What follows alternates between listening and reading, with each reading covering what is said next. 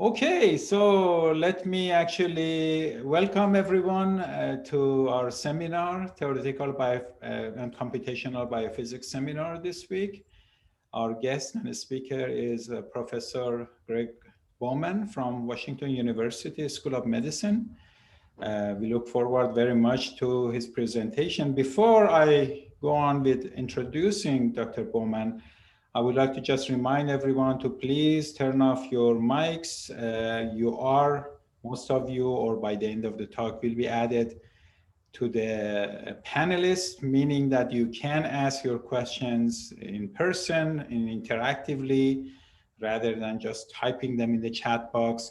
But it's always good to know who has questions, and you can do that by typing a brief version of your question in the chat box so I know how to moderate the questions toward the end. You can keep your cameras on. Actually, I encourage that. That gives a more interactive kind of feel to the seminar for the speaker, but please turn off your microphone and try to keep your questions for the end, unless you have really a pressing question, urgent question, in which case I hope Greg doesn't mind to be interrupted maybe once Yeah, that'll during be the talk. fine. Okay, so with that, so it's really my great pleasure to introduce Dr. Bowman. Greg, actually, I didn't know that he received his initial training as a computer scientist with a minor in biomedical engineering from Cornell University, Ithaca.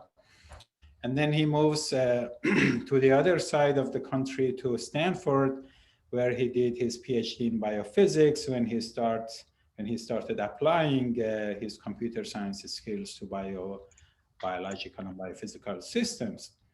Um, he stayed at Stanford for another year through a postdoctoral fellowship that he received. And during this period, of course, he interacted with and worked with Vijay Pandey. Many of you might know. And then he moves to University of California, Berkeley with another fellowship in years 2011 through 2014. Then he gets recruited by the faculty, Department of Biochemistry and Molecular Biophysics, Washington University School of Medicine in 2014. And then he's currently is an associate professor in that department. He has received quite a lot of honors and awards, including Packard Fellowship, NSF Career Award, and I don't want to take his seminar time to go through this long list, very impressive list. And then, but I only highlight, and I guess many of us know already, but for those of you who might not know Greg already, so he is, he works both on fundamental aspects of computational biophysics, for example, understanding protein folding, modeling kinetics of processes in biophysical systems using, for example, Markov state models for which he is very well known, free energy calculations and methods, enhanced sampling techniques, as well as actually applied systems, including drug discovery. He has some known work in cryptic pocket identification. And recently, it seems that he has moved into virus simulations, an area that we are also very interested in, and has done some very interesting work. Many of you might have noticed this in social media on coronavirus simulations that we are going to learn more about. He is currently, since 2018, he has been actually the director of Folding at Home also, and he has very high impact publications. I was just checking his citations. He has several thousand citations already. So Greg, thank you very much for being with us and accepting our invitation. We all look forward to your seminar. Thank you. Thank you for the kind introduction and for the chance to visit with all of you. So my lab is very generally, obsessed with protein dynamics, and we work in a wide variety of areas where that's relevant. And one that we started with as a focal point was a class of enzymes called beta-lactamases that are involved in antibiotic resistance. And these are really fascinating because they're highly stable enzymes that have been, in some people's opinion, studied to death. And yet there's still a lot that we don't know about them, right? So, crystal structures, for example, have provided a wealth of information. And so in this structure, we can see the pocket that's the active site, and we can make lots of inferences about the chemistry that occurs based on the atoms and whatnot in the active site. And yet there's lots of things about this protein that we can't explain, right? So we can't explain how mutations that are out here influence antibiotic resistance, often without changing the structure that we observe crystallographically. And we can't explain the function of some interesting compounds that appear to inhibit this protein allosterically, given the lack of alternative binding sites in this moderately small structure.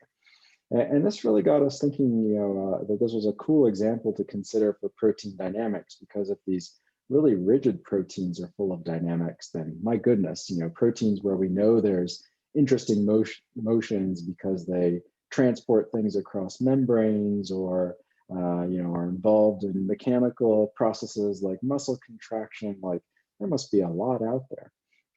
And so here's just a little snippet of one of our simulations where indeed we do see that there's quite a lot going on, and including the formation of a feature that I'm particularly passionate about, which is the formation of this pocket here that we call a cryptic pocket, because there's no pocket there in the apo crystal structure of this protein. But as we watch the dynamics of the system progress, we see the spontaneous opening of these structures. We see correlated changes in the structural preferences of the active site that suggest there might be allostery. And we've taken this to the point that we can now predict how mutations alter the probabilities of events like the formation of this cryptic pocket, how that changes the structure of the active site, and can use this to predict how mutations change activity, even though they're distal to the active site, and have experimentally confirmed some designs that we've done based on this insight, and have also designed allosteric inhibitors that target these sites, and experimentally confirmed again that they allosterically modulate the activity of this enzyme and bind where we intended them to. So this has been a really great workhorse system, but it wasn't easy getting here, because as many of you are well aware, these simulations are insanely computationally expensive and can easily take hundreds or millions of years, on a single desktop computer, depending on the size of the system that you're interested in.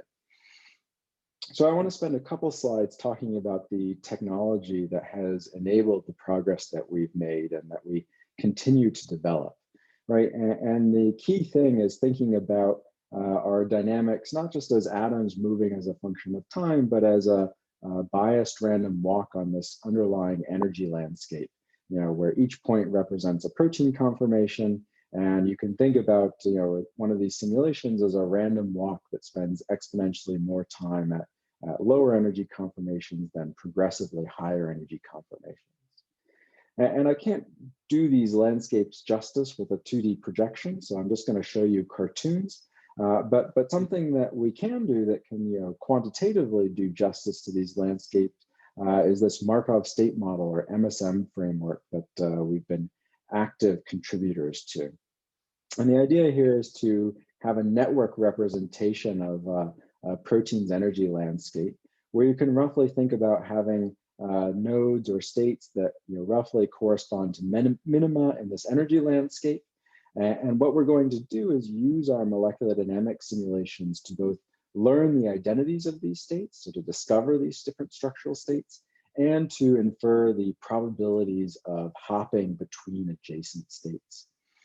And just as a note, I like to show these simple cartoons with half a dozen states, but often we have anywhere from 1,000 to 100,000 states in these models in order to capture with sufficient temporal and spatial resolution, all of the interesting structural changes that are occurring. And this framework has a number of really important advantages that I'll talk about. But one of the single most important is that it provides a framework for integrating information from many independent simulations into a single model.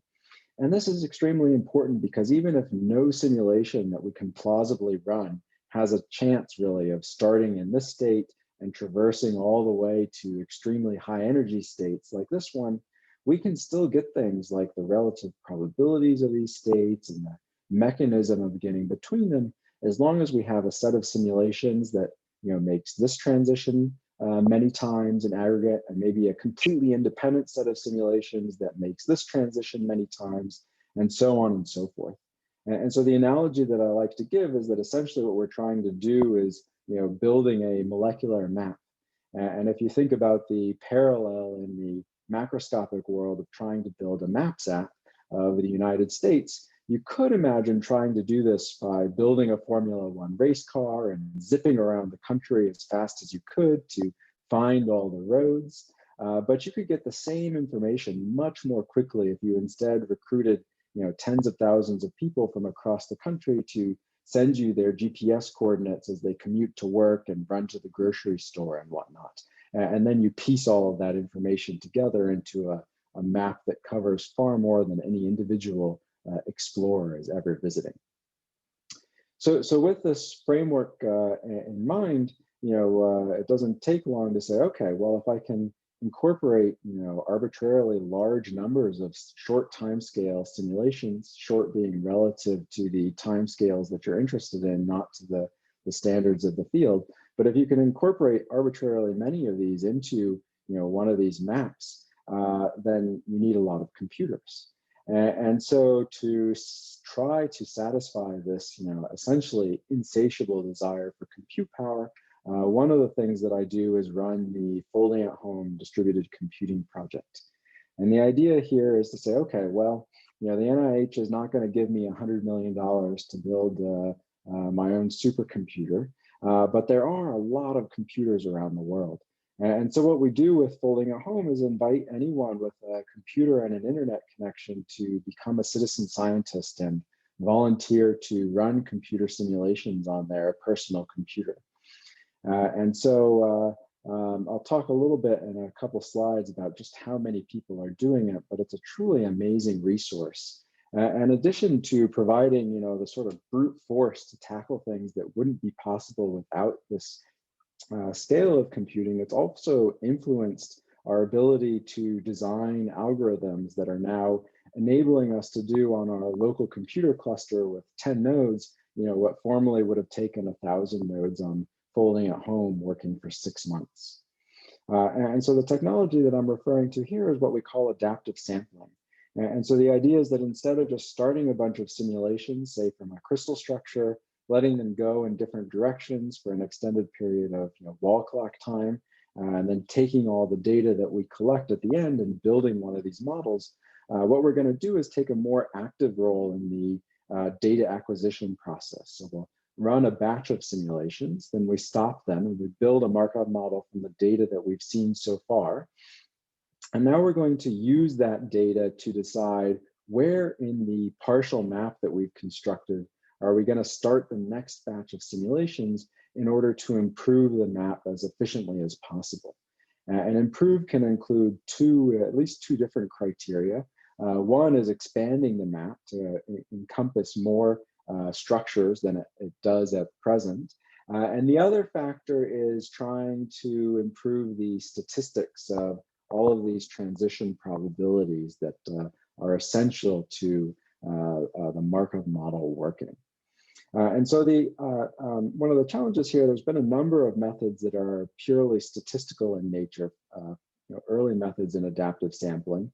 And these will give you a converged map of everything, faster than just unbiased simulations. But one of the things that we realized as we analyzed our Folding at Home data and adaptive sampling runs with those original statistical methods was that they don't necessarily give you the structural information you want faster. right? If you want to, study allostery and, have to start from an unfolded structure, for example, if you start from a folded structure and, the statistical method focuses on unfolding before interesting transitions within the native state, that's not so helpful, right? Just to give an extreme example. And so to overcome this, we've developed a method that we call fluctuation amplification of specific traits, or FAST. And the idea is to borrow from ideas in the optimization theory literature on exploration exploitation trade-offs to trade off between broadly exploring these enormous high dimensional landscapes and trying to focus resources in on the regions of those landscapes that are most relevant to solving a particular problem. So for example, in our hunt for cryptic pockets, what we want to be able to do is say, well, if I see a little bit of a pocket open up, I'd like to start more simulations there to see if it goes even further, while also taking into account all of these statistical criteria on model quality, for example. And so just to show you how FAST works, I've got here just a simple cartoon landscape where we've got low energy structures, in blue and high energy in red. And we can imagine that we have some starting point in this landscape. So here's our crystal structure, for example, that we've collected somehow. And we can imagine that there's some progress variable like total volume of pockets, for example. And we're really interested in seeing things where pockets have opened up off to the right here, as opposed to the innumerable conformations maybe off to the left here, where the structure is closed up and doesn't present new opportunities for drug design, for example. So what we're going to do is start a batch of say 10 simulations from our crystal structure. We'll let them run for something like 50 nanoseconds, and then we're going to build one of our Markov models. And now we're going to rank all of the states in this model with this simple formula here, where our rank has two components. The first is a geometric component that ranks everything from 0 to 1, from minimizing to maximizing the structural property that we're interested in, right? So in our cryptic pocket example, the structure with the largest total pocket volume will get a rank of 1. The structure that's most closed up will get a rank of 0, and everything else scales linearly in between. The second component is a statistical component, and that is meant to disfavor states where we have lots of data, right? And so the idea is that I would much rather run a simulation from a state that I've only seen once than one that I've seen a million times, because I can pretty well guess what's going to happen from a state that I've seen a million times and have all of that data on. But who knows what's going to happen if I run a simulation from a state that I've only seen once. Even if it doesn't have the geometric property I'm interested in, I might be pleasantly surprised to stumble across a nearby structure that does. So here I'll just show you, how FAST evolves as it explores this landscape. So the active trajectories will be in yellow, and the explored space will be in dark green. And what you can see here is that the simulations move rightward, they get stuck against this barrier, and then they're able to backtrack and circumnavigate that barrier and make quite extensive rightwards progress, right? And so just to show you viscerally how much of a difference this makes, we can do a little bit of race, where we have our FAST simulations at the top, and then underneath, we're going to run an equivalent amount of sampling with just 10 conventional MD simulations. And so what you can see is at the beginning, these two simulation algorithms are pretty equivalent. They both get stuck over in this barrier here. But then as time progresses, our FAST simulations are able to make this substantial rightwards progress, minimizing redundant sampling of conformations that have been explored well, while the conventional MD simulation goes in the wrong direction for the problem that we're trying to solve and does a lot of redundant sampling of conformations in this region. And so we're getting multiple orders of magnitude speed up with this method. We've also unofficially been communicating with some of the people doing related methods like weighted ensembles, which is really cool.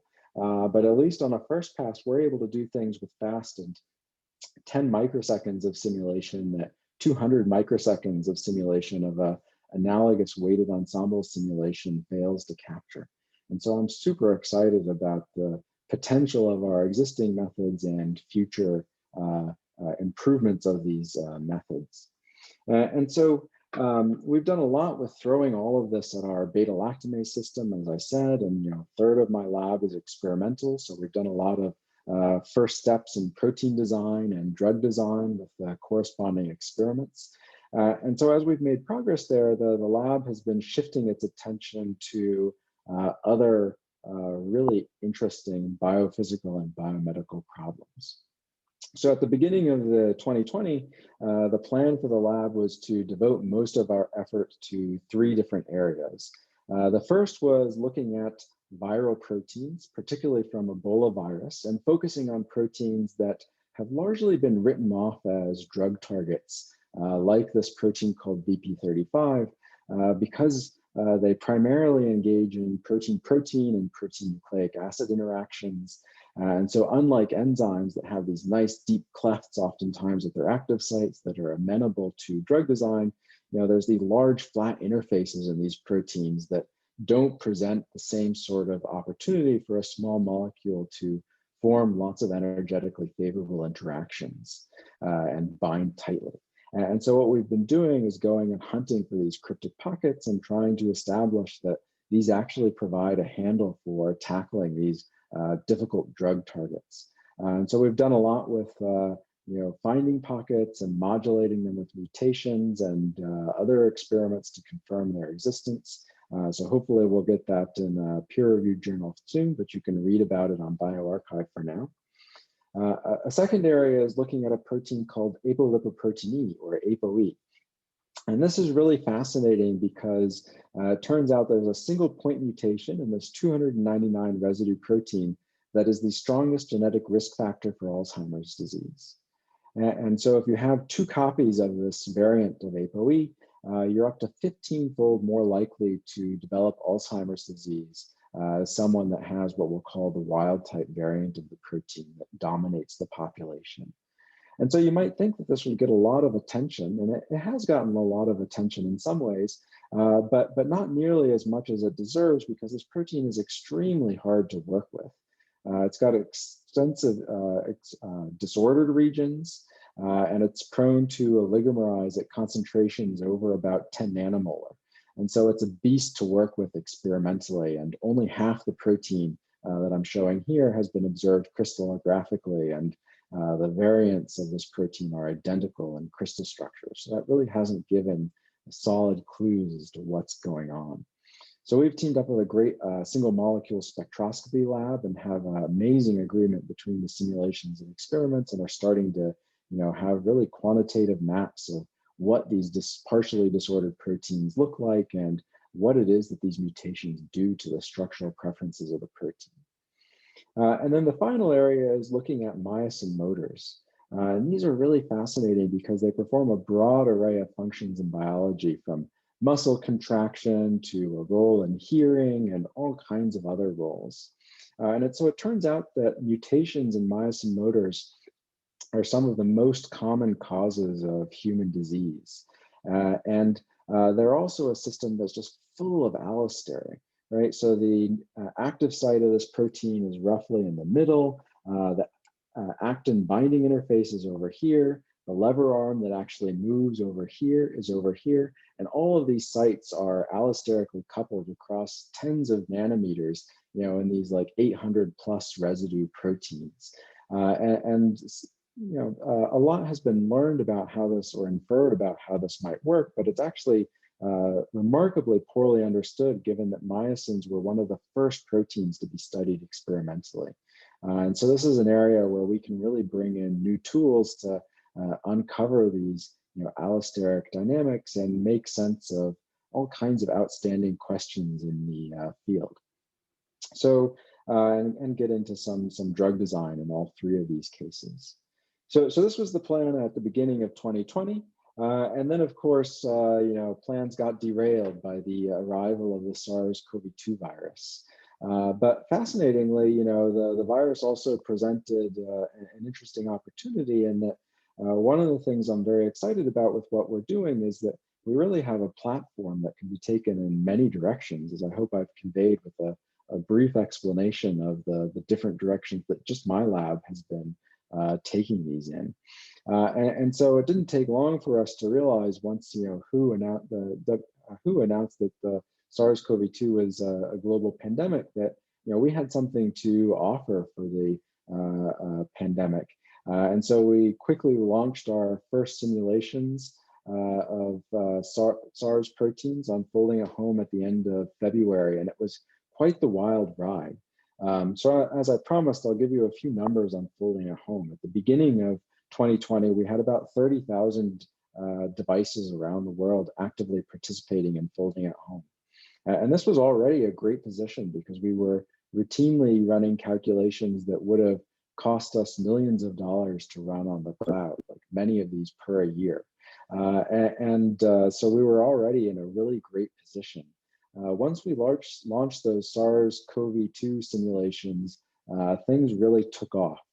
So here I'm showing in blue the cumulative number of downloads of the folding at home software over the first couple months of the pandemic. And so you can see that on the scale of this chart, we went from effectively 0 with 30,000 participants at the beginning of the year to well over 1 million new installations of folding at home. And so at some points, we actually had over 1 million active devices in folding at home. And you can see how the growth tracked with major events during the pandemic. And so this was a truly enormous opportunity because once you aggregate together all of those machines, folding at home was providing conservatively, with a very conservative estimate, over 5 times the peak performance of the fastest supercomputer in the world, which at the time was the Summit supercomputer in the United States. So Summit at its peak performance provides 200 petaflops of compute power. Again, with this very conservative estimate of our folding at home performance, we were the first machine to cross into the exascale, providing at least 5 times the performance of Summit. So we had quite a lot, suffice it to say, going in parallel with all of these compute resources. So coming back to the virus, one of the first things that grabbed our attention is the spike complex that decorates the surface of the virus. So each of these red protrusions is a complex of 3 proteins together called the spike. And they play a really essential role in the viral life cycle because they are the first point of contact between the virus and a potential host as the virus seeks to infect a host cell. And so to perform this function, of course, they're exposed on the surface of the virus. And so they're also a big liability for the virus because it's one of the first things that our immune system has the chance to see and ramp up defense systems to thwart a new and potential infection. And so there's a very interesting arms race, and this has led the virus to evolve some really fascinating defense mechanisms. One of them is that the surface of the spike is decorated with sugars that kind of signal that this is a human protein, don't look here, nothing to see. So that's really cool. But what really fascinated us is that there's some dramatic conformational changes. The structure that you see in all of these ubiquitous images of the virus is actually a closed structure of the virus. So here's that in detail with the 3 monomers of the trimer in different colors. The base of this structure is where the spike is tethered to the membrane of the virus. And the top up here is where the spike latches on to the ACE2 receptor of the host cell to initiate infection. And as I said, this is a closed up structure, kind of like a turtle pulling its head in its shell, right? And so the interface that binds to ACE2 is actually buried in the middle at the top of this structure. And so this prevents the host from immune system from being able to recognize that largely conserved surface and mount a defense. And so to infect a host cell, the spike actually has to open up. Like a turtle, it has to stick its head out of its shell, which presents it, both with a opportunity to hunt its prey, but is also a liability in that counterattacks can be mounted. right? And it turns out that very little is known, or was known at least, about what this open structure looked like. A little bit had been gleaned from cryo-EM. So here's what people have called the up structure, where one of the receptor binding domains, or RBDs, in orange here, has separated some from the others, and the ACE2 binding interface is largely, but not is exposed to solvent, but not dramatically, as you can see, right? But looking at the structure, what we realize is, man, a lot of the contacts between this RBD in orange and the rest of the trimer have been broken, right? So everyone keeps showing this up structure, but there's probably a lot of heterogeneity in the open state that could be really interesting, both in understanding how SARS-CoV-2 binds to and infects a host cell, and also in opening up new opportunities to try to prevent it from doing that, or improving vaccines, for example. So we threw a lot of compute power at the spike, and the results were quite amazing. So here's our spike again. It's a little reoriented. So it's tethered to the membrane up here. Down here are the receptor binding domains. As we start this video, we see some subtle wiggling and jiggling. That's about all that you see, even with hundreds of microseconds of unbiased simulation.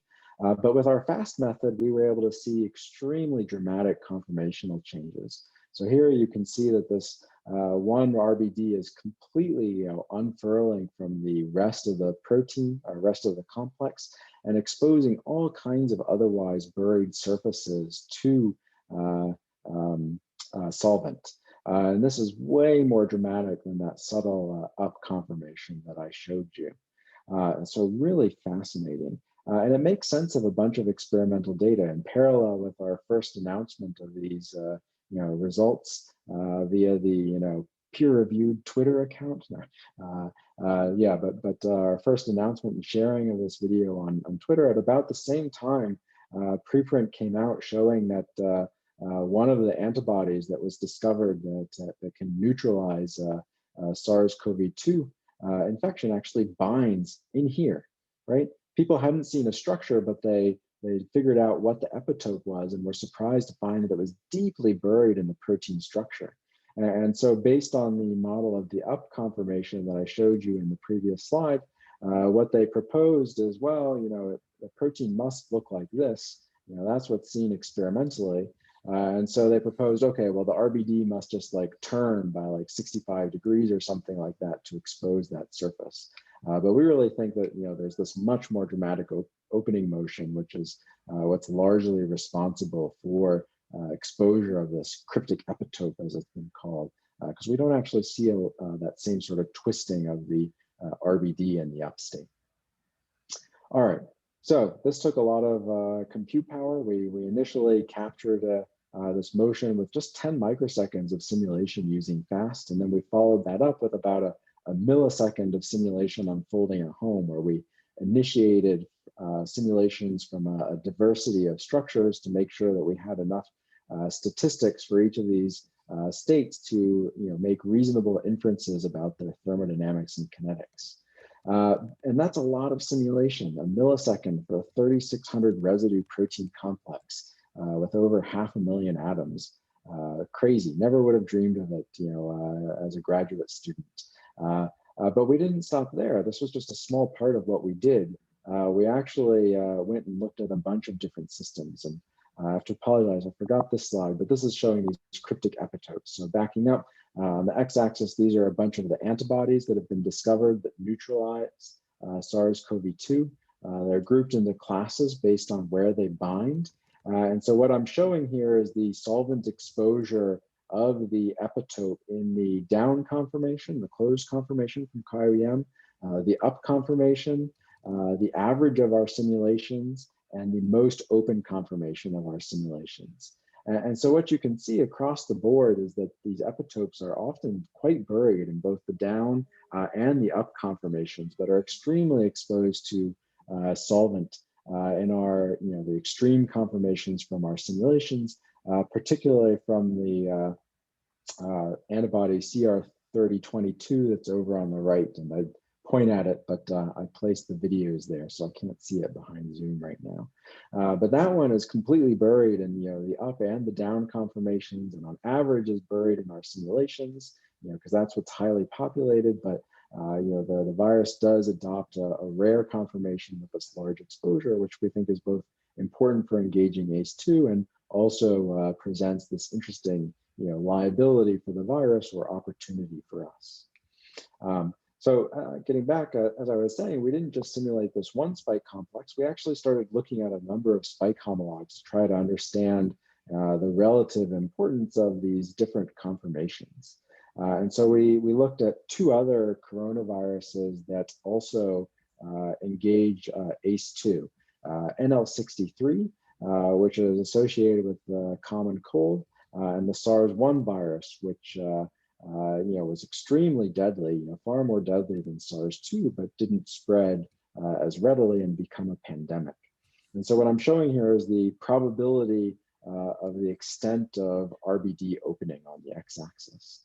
And fascinatingly, what you can see is that SARS-1, this really deadly virus, has the highest probability of adopting open conformations. NL63, which we largely went unnoticed until SARS-1 triggered increased interest in coronaviruses, is predominantly closed. It opens very rarely. And SARS-2 is kind of in between. And so one of the things that we think is going on here is that this open state is necessary for initiating infection, but is also a liability. So for SARS-1, you're better at infecting things, very deadly virus, but our immune systems are also better at fighting it off, so it doesn't spread as readily. NL63 is very closed, so it gets around quite a lot, but hasn't caused the problems as these more severe viruses. Whereas SARS-2 is kind of in this Goldilocks situation, where it's open enough to be highly infectious and pretty dangerous. Of course, the second thing to consider is the identity of residues at the ACE2 binding interface. So we've talked some about how these two things come together, but we think considering these two contributions to the affinity for ACE2 is really important for making sense of the pathogenicity of different coronaviruses, and we're now building on this to try to understand differences between these emerging variants, for example. And so this has been really fascinating. Okay, so we've got three different spike complexes, really big systems, a lot of compute power, but still not that much of the aggregate compute power that we had. So we actually didn't just go after the spike, we actually went after as much of the proteome as we could. And have simulated over 100 different systems looking at variants and different complexes between viral proteins and each other and the relevant host factors. And so there's a huge amount of data. So I won't go through each of these systems. We don't even have the bandwidth to go through each of them. But I'll show you one example just to show that this isn't just the spike. We've really done a lot with the entire SARS-2 proteome. So the system that I want to turn our attention to now is called NSP16. And this is another part of this virus's arsenal for defending itself from a host's immune system. So what it does is add a cap to the ends of viral RNA.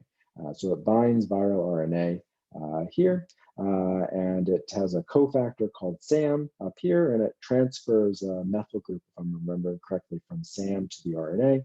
And this helps the viral RNA to look more like host RNA and avoid triggering an immune response.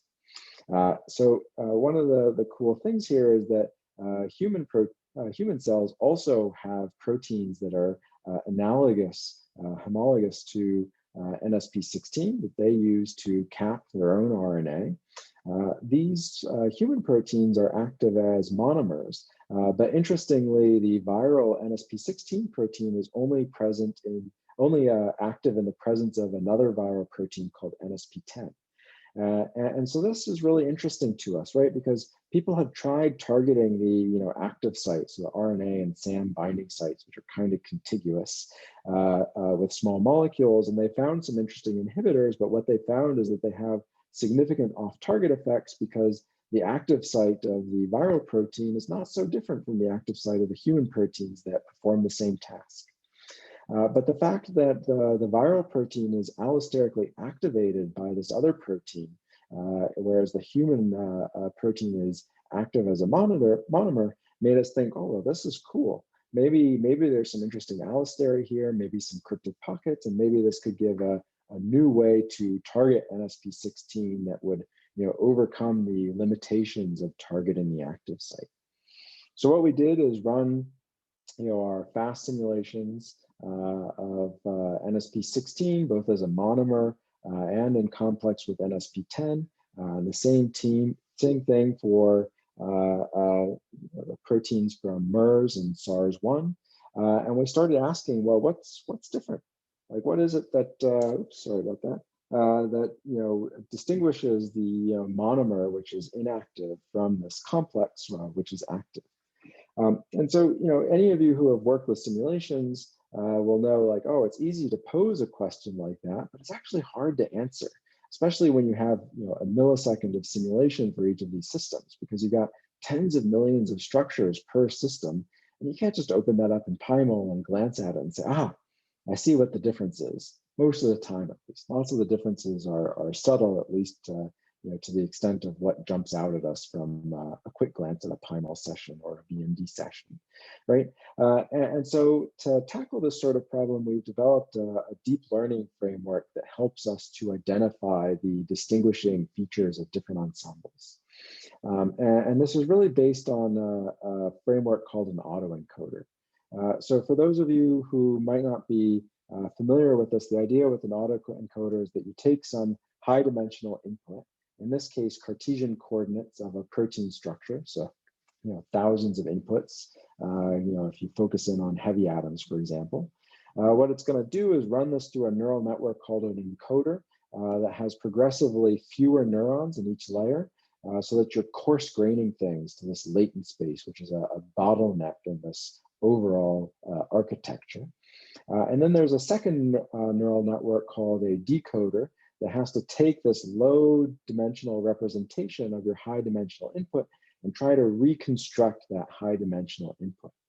So to train one of these autoencoders, what you do is provide it one or a few structures at a time, run it through the network, calculate effectively the RMSD between the input and the output, and then you update all the weights in the network to try to minimize the difference between the input and the output. And so with an autoencoder, you can easily reconstruct protein conformations, even with just like 2 or 3 variables in your latent space for something like beta-lactamase with 260 residues within an angstrom, right? So this is a really powerful compression. And if you just apply a standard autoencoder to a big simulation data set, what it's going to do, like PCA, is focus in on the biggest geometric variations, right? Because it really wants to ensure the validity of this reconstruction that it's building. And that's super useful, but oftentimes we know we don't necessarily care about the biggest structural rearrangements or the slowest structural rearrangements or any of the other heuristics that people use to try to pull out what's important from a simulation. And so to try to overcome that, what we've proposed in this framework called Diff Nets that you can read about on bioRxiv takes the autoencoder framework and adds 2 ingredients. The first is a supervised task. So in addition to reconstructing the input, this network also has to predict a biochemical property of interest of our system, right? So for our NSP16 example, this network has to be able to predict that most monomeric structures are inactive and most structures in complex with NSP10 are active, right? Just from looking at the NSP16 structure. Of course, things aren't that simple. It is not the case that every monomeric structure is active and every structure of the complex, every monomeric structure is inactive and every structure of the complex is active. These ensembles likely overlap, and the active structure is probably a minor state in the monomeric form of the protein, for example. And so the second ingredient is an expectation maximization scheme where we provide the system with initial labels where we simply label monomeric structures as inactive and complex structures as active, for example. But then during the training process, the algorithm is learning to update these weights in an internally self-consistent way to find structures, distinguish structures that are enriched in the complex simulations and give those a different label than structures that are enriched in the monomer simulations. So I don't have time to go into the details of how it works. It's really fun theory though, and I think has lots of potential applications, both Diff Nets in particular and this expectation maximization approach in general. But just to show you what we're doing with NSP16, we've got a little video here that shows, kind of in cartoon what happens. So if we've got our NSP16 monomer here, this is our inactive state. What happens is NSP10 comes in, and this actually rearranges a bunch of the loops that surround both the RNA and SAM binding interfaces to favor the active form of these loops where there's enough room for the substrates to bind and things are oriented properly for catalysis. And in the monomeric state, these loops are just more floppy. These pockets often close up on themselves and are not amenable to engaging a substrate. So this is an important part of the mechanism, but what we also learned is that there's some cool opportunities for potentially targeting this protein. So in addition to Diff Nets, which can pull out both large or extremely subtle differences that are correlated with the biochemical properties of different ensembles, we also applied an approach that we found to be extremely powerful for finding functionally relevant conformational changes in general, and cryptic pockets in particular, where the core idea is to look for correlated changes in the solvent exposure of different residues. And for cryptic pockets, you can imagine how this would be useful because when one of these pockets opens, you're going to get a correlated increase in the solvent exposure of surrounding residues. And when it closes again, you'll get a concomitant decrease. And so by applying both Diff Nets and this exposons approach, as we call it, we were able to find this really cool cryptic pocket. So here again is the RNA binding site here, SAM binding interface here. This surface is where NSP10 binds. And in orange are the residues that get exposed to solvent by this really dramatic conformational change here as a cryptic pocket opens up. And so another aspect, kind of an extreme of this general thing of NSP10 favoring active conformations of the loops is that it also prevents this dramatic opening of this loop here, right? And so we think targeting this cryptic pocket could be a really cool way of closing up the SAM binding interface and blocking NSP10 binding. And from doing the same sort of analysis on the NSP16 proteins from MERS and SARS-1, what we found is that this cryptic pocket is present in both of those systems, but is absent in the close human homologues of this protein.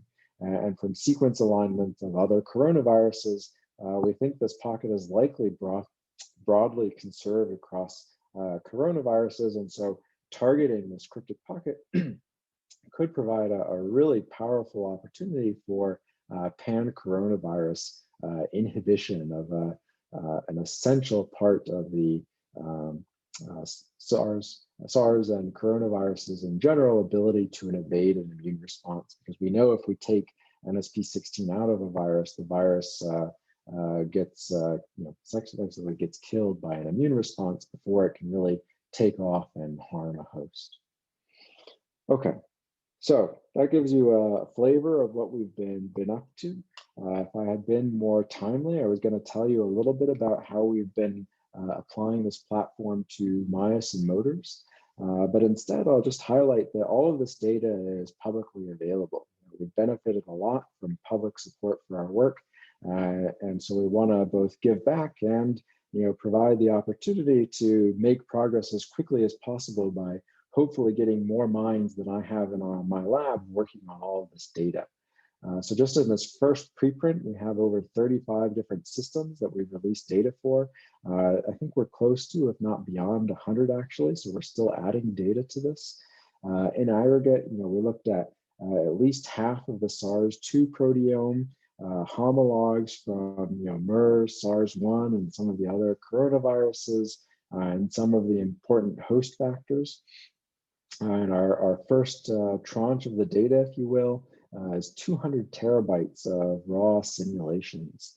And so we've shared the Markov models on OSF for anyone who wants to work with those. We highly encourage that, since we've already done the hard work of building the Markov model that corrects for the fact that our raw data is intentionally not Boltzmann distributed, because we're using fast and folding at home to direct where our simulations are giving us data.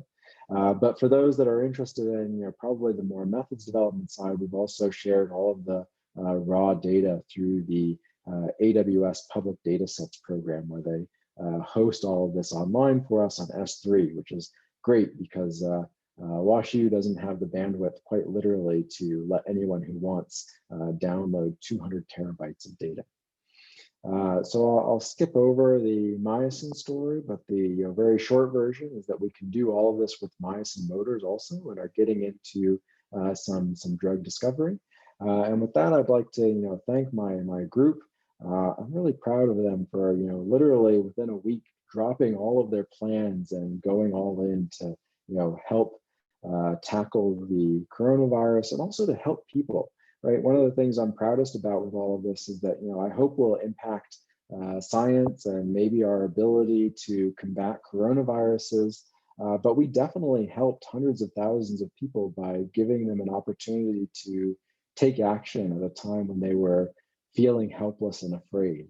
And that's been really cool to see, science have that sort of direct impact and really draw people into science. And this is one of the cool things with folding at home, is the opportunity to educate people and draw them into science.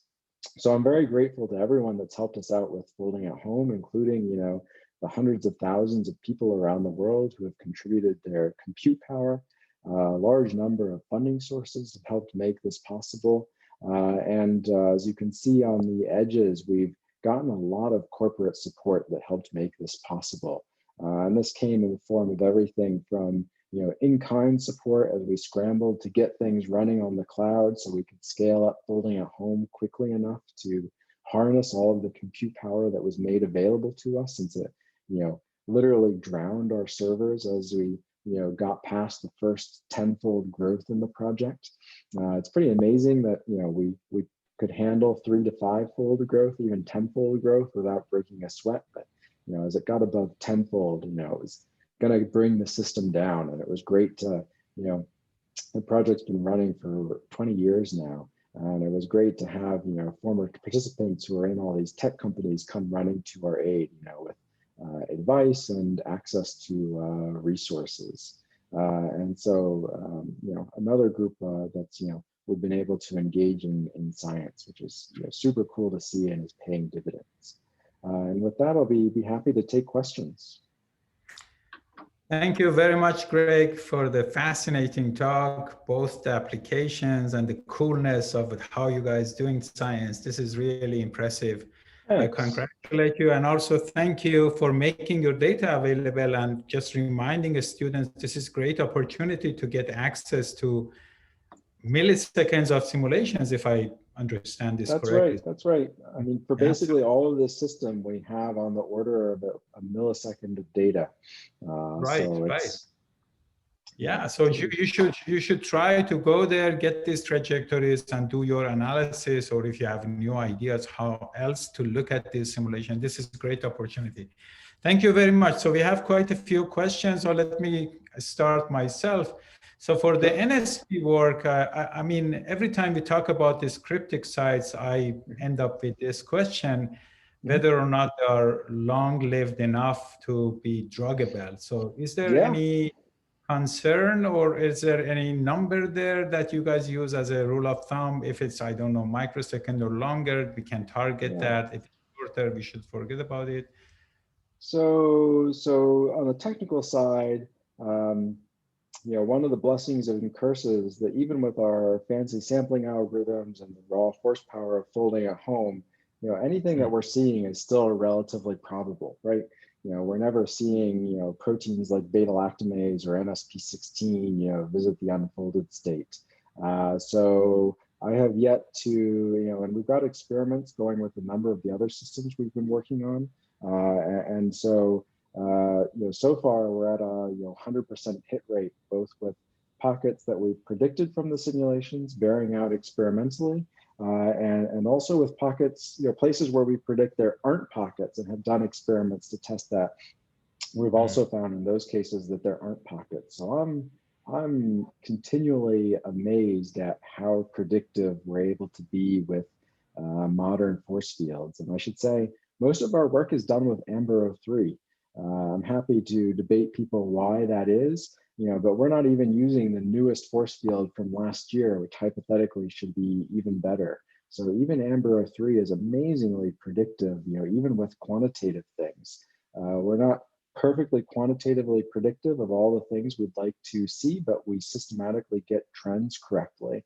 And can predict the effects of individual point mutations, for example. So it's a really exciting time where we now have the sufficiently accurate force fields and sufficiently powerful computers to really have much more impact on biology.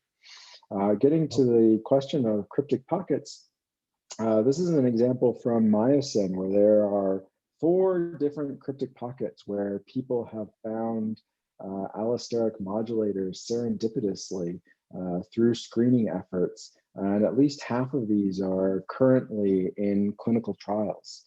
And there are other examples like Annie McCammon's drug that is part of the cocktail that is the first line of defense against AIDS, and the Vertex drug for cystic fibrosis. So these things are real opportunities, right? This isn't a cute parlor trick that maybe someday could be useful.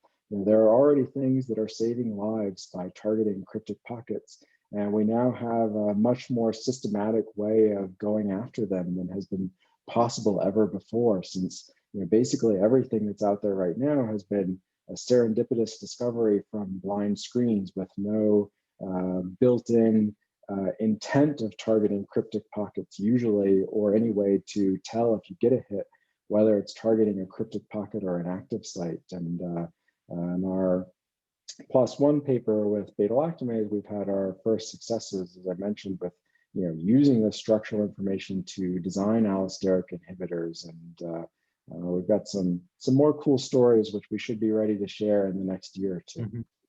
Cool. Okay, so let me actually break the rank and start with not with the students, because I know they can stick around.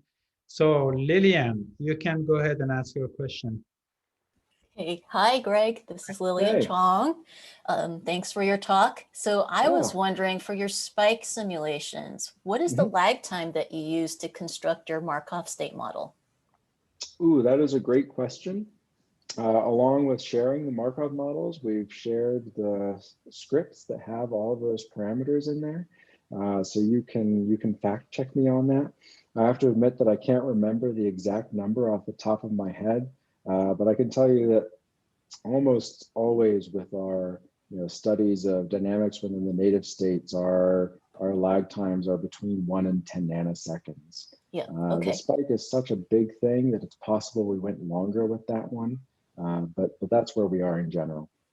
Yeah, so for something like a Barnase bar star binding simulation, the lag time for the Markov state models was 100 nanoseconds. So that was why I was curious. And just a correction. So I know it's tempting to compare aggregate simulation times between methods, but I think this is a case where we lose sight of the strengths of each method, and you're comparing studies with very different goals. So when you're comparing the aggregate simulation time for the weighted ensemble study of spike protein opening versus your fast simulations, the weighted ensemble simulations, the goal was to generate hundreds of continuous pathways to analyze mechanism, whereas versus to generate a discrete state Markov state model, and you have those cryptic pockets that resulted and so forth. So I caution the comparison of the two different. I do think it's a hint. Not an apples to apples comparison. No. And I like weighted ensembles a lot. So, definitely no offense intended. And, I think there's a lot of opportunities there. I just wanted to, convey that, there's a lot of power here. And Rami and I had compared structures, and we do see much broader opening. And if I understand correctly, you guys didn't use a hard end state. So hypothetically, you could have seen opening as broadly as we did, but didn't in this case. So I think that's certainly lots of complementary insights to be gained from both studies. Excellent. So so let me move to Zoe. Zoe, you want to ask your question? Hi, thanks for a really nice talk. This is Zoe Cornia. And thanks, Emad, for publishing this on Twitter so the rest of the world can follow. I was wondering regarding the cryptic pockets, how do you distinguish the allosteric pockets from just plain pockets that do not contribute anything to functional changes? So that is a great question. We've done quite a lot there too. Our favorite approach is with using a method we developed called CARDS for correlation of all rotameric and dynamical states. Essentially what we're doing is using a mutual information metric to look for correlations between rotamers, both their structure and their dynamics. So the cool thing is that we borrowed some ideas from the physics of glasses to, we can label rotamers as being in one of the three dominant rotameric states, and we also label them as being either ordered or disordered. So this is kind of going in the direction of, is it in a stable, long-lived structure, or does it look more, I want to be careful saying IDP, but like, is it floppy, right? So what we can do is quantify how much better can you predict both the structural and dynamical aspects of one region of the protein, given that I tell you them for another. And so this has been extremely powerful for inferring allosteric mechanisms in a number of settings, and is also what we use to distinguish pockets that are allosterically coupled to distant functional sites from those that aren't. Oh, great. And that's published, so we can look it up? Yes, that's published. And all the code is also available on GitHub. We have our Inspara software package, which you can find on the Bowman Lab GitHub page. So Inspara has all of our code for building Markov models and for our doing exposons and cards to infer allostery and cryptic pockets. And then we also have a separate repository that has our adaptive sampling code. In late February of 2020, my students' plan for March was to spend a couple weeks documenting FAST. That got moved to the back burner. So the documentation is a bit sparse, but all the code is there, and we'll be adding the documentation hopefully soon. Thank you very much for making everything available. My pleasure. Great. Okay, Tara, you're next. Hi, Greg, thanks. That was a really fantastic talk. And the folding at home simulation data set is just really impressive that you have that much data. I had a question. Well, I had two questions. One I've already typed out about the FAST algorithm. So from the graphic you showed, it kind of looks like the method is going around high energy barriers rather than traversing over them like some other methods do. And I'm wondering if you end up potentially losing the mechanistic detail that might be required that are the high energy states that allow for the transition between the states. Sorry. Oh, that's interesting. I mean, from my perspective, this was a specific design criteria, was that we wanted to avoid, going over high energy barriers that maybe wouldn't be representative of what actually happens. And so that was actually our bigger concern. So you present an interesting alternative perspective. But if we go to this, right? So really what's going to happen with FAST, if you say start here, right, and you go off and get stuck in this at this barrier here, is that